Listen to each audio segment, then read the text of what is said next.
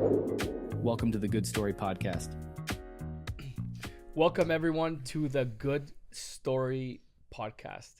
Oh, wow, this is the good first story. episode as the Good Story. As many of you know, we just rebranded, and it's super exciting. It's super exciting to have you guys here. It's super exciting to be able to say that name. We've been working on it for over 14 months. Yes, 14 months, maybe a bit longer than that actually. And it's super exciting to be able to share with everyone, to be able to yell that name. I'm here with Shadi from the real estate. Oh, you see, I was gonna say our old name, Shadi from GoodStory. Good story. Welcome, everyone. I actually want to show everyone the stuff we have, because I've been staring at that neon thing we are going to actually put up. We were waiting for the new brand to come up, so I'm super excited for that neon thing to go by.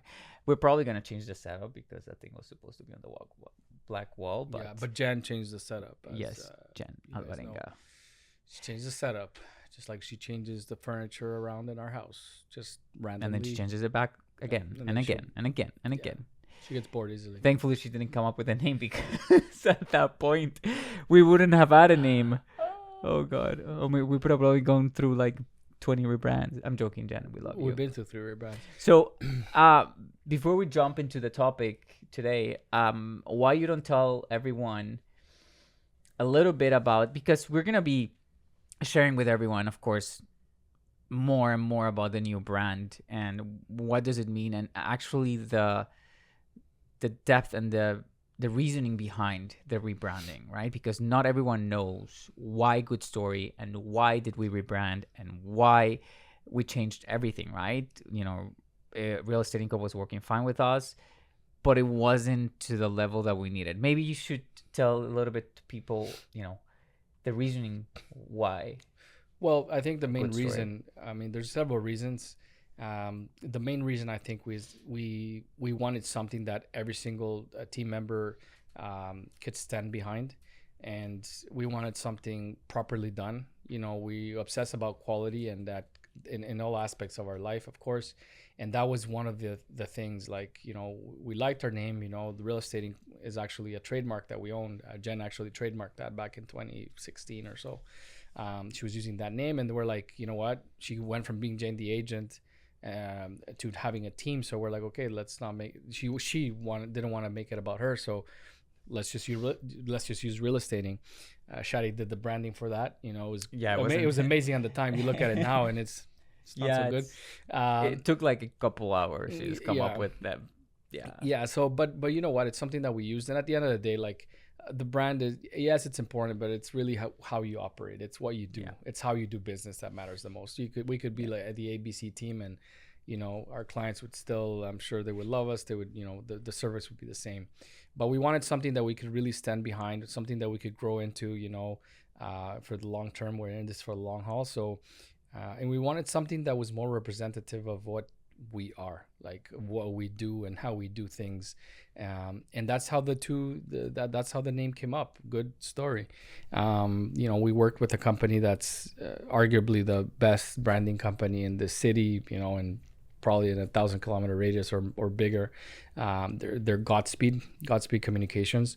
They're led by Thomas Cumberbatch, which I don't know. This guy is one of a kind. I don't know where he came from. Even his name. Even his name is cool. Like, fuck, this guy is like something else. He's in a different wavelength when it comes to creativity. Hopefully we can have him one day for the podcast. He speaks like, I don't know.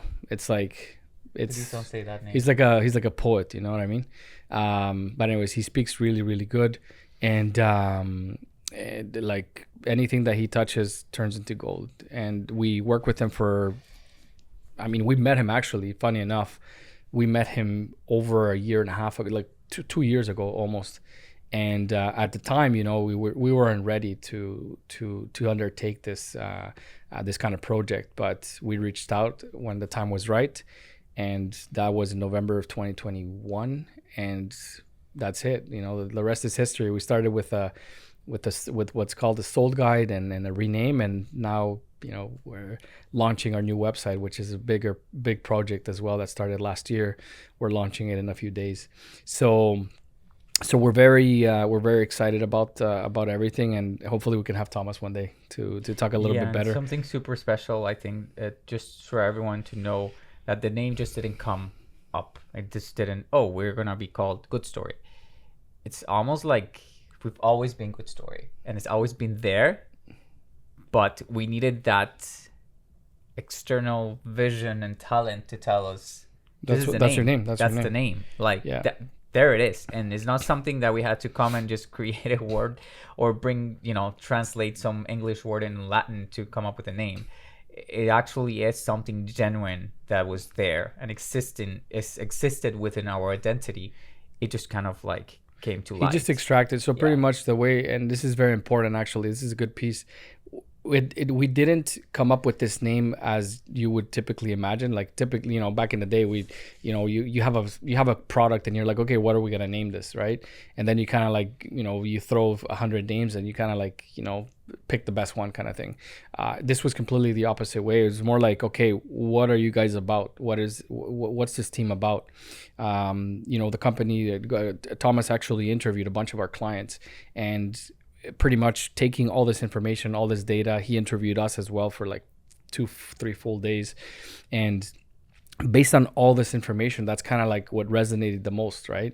Like, they wanted to be part of our story. They're so good. They're so good at what they do. They're just good at this, good at that, and like we just felt good. They made us feel good. That was the biggest thing. They made us feel warm and good inside, and yes, they were always, they loved telling stories. They call themselves storytellers, right? So that's kind of how the two words got pieced together. Good so it was story. Just this repetitiveness in terms of goodness and stories that was just every client consistently would say that, and that's how the name came up. And it's simple, it's real, and we didn't have to reinvent the wheel. Like, it was already there. So that's just a quick, explanation of, well, not quick, it was quite detailed, but of why of the rebranding. But before we end up with the rebranding topic,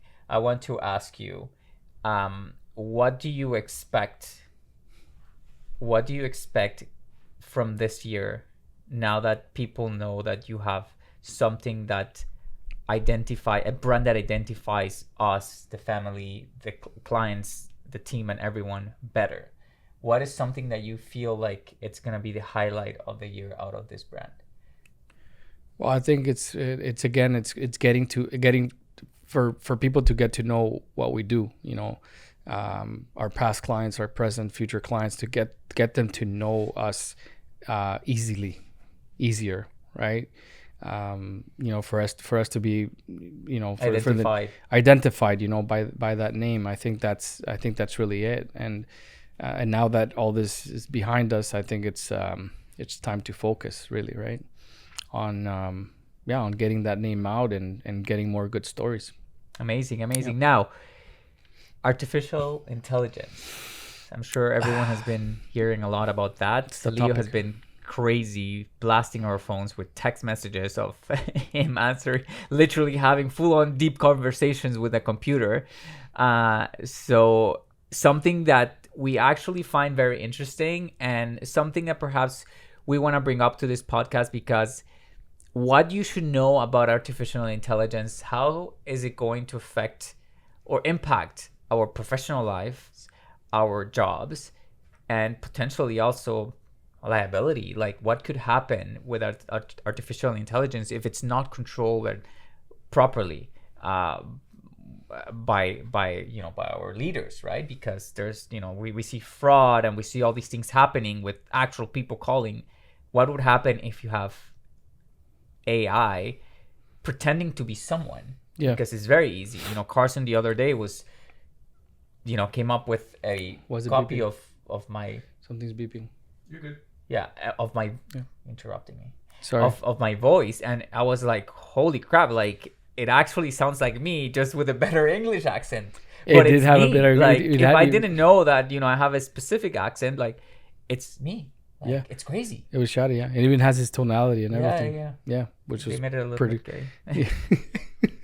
Yeah. we asked if make it a little bit gay. And it worked. I'm not sure if he actually did that. I don't think you can. I don't think that's a setting. I don't think that's ever. No, that's your voice. But yeah, so now in real estate, I was telling Leo, what if we can make our cold calls with artificial intelligence? I just tell the computer what to say, and I don't have to worry about taking crap from people when I'm calling them. Yeah, you know, like I think it's gonna be really. I think that's a little bit further out, but you never know, right? Like the reality is that a computer can think quicker than you, and if you can train a computer to, to say certain things or to answer certain, in a certain way, I mean, it's not impossible. What right? about That's emotions? Like, because I find that although computers don't have emotions, they can simulate emotion. They can simulate emotion, and I think they can perceive certain levels of emotion too, right? It's which makes it more real. It's a bit harder, I think that there is technology out there already that can kind of like see your facial expressions, and like even might be able to measure your heart rate or your body temperature, but over the phone I think it's a little bit further out. But yeah, no, I have been having full-on conversations. The funniest one was with a friend of mine, that so pretty much we're like, okay, if we did a billboard, do a billboard for a company named GoodStory, and or a tagline, not a billboard, a tagline for a company named GoodStory, and it just came up with something crazy, right? Like it came up with something really good. Yeah, something and that then, perhaps you will tweak, but it's pretty usable. It's pretty valuable, right? Valuable, like it's, how can I put it? It's already doing most of the job for you. Yeah, like it's really cutting, like it's something that would take you 30 minutes to come up with. It's doing it in seconds, and then you can tweak it and stuff like that. But then you take it a notch above, and okay, that's the tagline or whatever, or the elevator pitch. Sorry, it was an elevator pitch. Now that I remember, a 30-second or a 15-second elevator pitch for a company named GoodStory in real estate, and it came up with something amazing. And then my friend Uwe, he's like, okay, now say it, but like as a poem written by, I don't know, Robert Frost. And it actually wrote it as a damn poem. It recited a poem. Yeah. Like, okay, now say it as a Honduran immigrant. And I actually wrote it in Spanish. And it's like, you look at it and you're like, what do you, like, how is this even possible? The crazy right? thing is it's instant. Yeah. Because it's a computer, right? So sure, sometimes it takes time for it to load or whatever, but the amount of content that is released is instant. Yeah. So now, what is your personal opinion about how this could affect people's performance and actually taking the time to think and analyze? And because you as a human, when you're completing tasks, your brain exercises, right? But when you have a computer doing all these things for you, well, I think it's gonna be the same thing. I think it's gonna be. I compare it to like when calculators came out, right? Like before calculators, you had to do like this extremely long equations, and it was papers and papers and papers, and then you would just punch it in a computer, and boom, it just gave you the answer, right? So I think it kind of goes along the same lines. You're gonna still need someone that's able to input the right, give it the right query, like query to spit out the information that you want. So I think it's gonna enhance productivity if used properly. I think you're gonna be able to save time, be more creative, be able to do more in less time. That's what I think. And yes, there's gonna be the lazy, some lazy people here and there, that like just completely use, just throw it there and not even edit it or perfect it, and just kind of like use it as their own, and with everything. I think you point something very, very, very interesting, because it's like when computers came out and we started using more computers to type things than using our actual handwriting. I don't know you, but when I write stuff, my handwriting is horrible. Like, I used to have very nice handwriting, and now it's horrible because I don't write stuff by hand that much. Right? My handwriting was never nice. Like, my handwriting was not bad. Like, it was actually pretty decent, but it got worse with time because I started using my computer way more. But now I think that you can develop other abilities to complement from those that you don't need to, or you have technology that is doing it for you. You know what I mean? Like, I do think that humans are capable of doing that. We have machinery now that will take care of finishing a product, but you have someone actually developing that machine, right? Yeah. So it's your ability to perform more specifics and challenging tasks takes your challenge to the next level, right? Yeah. So I think one thing makes for the other. A lot of people, or a lot of people will come up with conspiracy theories about computers taking over the world, but the reality is we make these computers. Yeah. We choose what to give we choose the technology we decide to develop, right? Yeah. And we're in control of what we can decide or not. And humans are actually, it's almost like, I don't know if you've seen how athletes used to perform 50-60 years ago and the things that you do right now. It's insane. The other day Victor was showing me 10-15 years ago how CrossFit, and it all has to do with technology.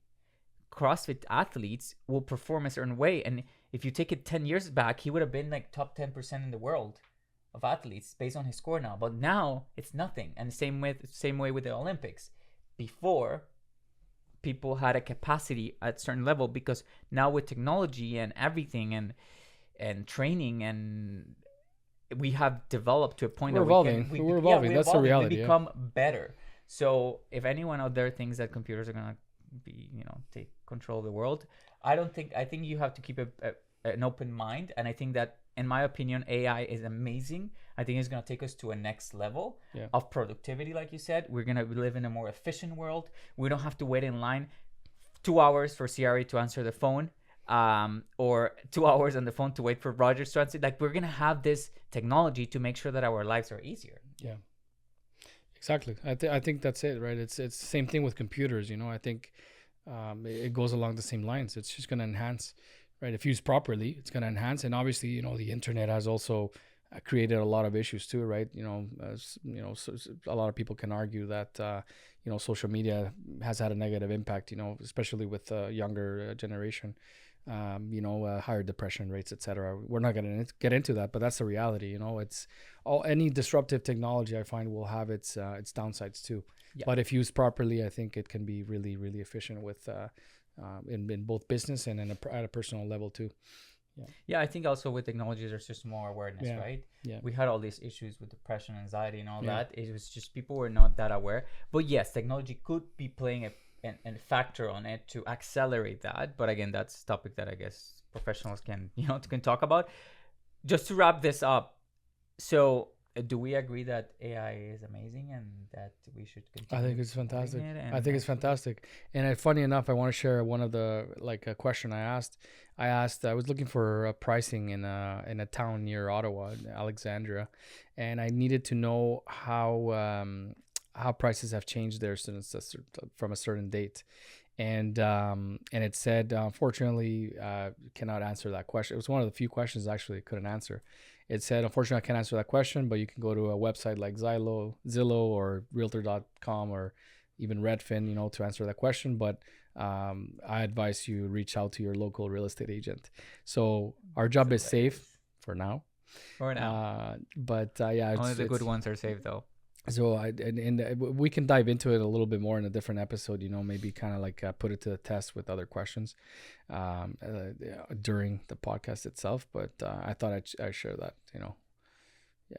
Awesome. Well, thank you everyone for tuning in. If you I think we should try the AI in the next episode, actually having the computer and typing some stuff and put it to the works. But tell us what you think about AI, and we're open. We're if you're against it, on favor, you're neutral, whatever your comments are. We would love to hear what is your opinion about AI and how could it be implemented in your industry. Let's say you're a lawyer or a real estate agent or a doctor. What do you think AI could be helpful for? And just share in the comments, reach out to us. We'll love to hear it from you. And if you guys want to know more about AI, we would be more than happy to do a little bit more research and perhaps bring it out to our next episode. But I'll let Awesome. you wrap it up and Awesome. say No, the thank you so much. outro. Thank you so much. Thank you so much for joining us. Like Shadi said, please leave your comments below. We'd love to hear what you have to say about this topic so we can cover it on the next podcast. And again, thanks for watching the Good Story podcast, and see you next time. Adios.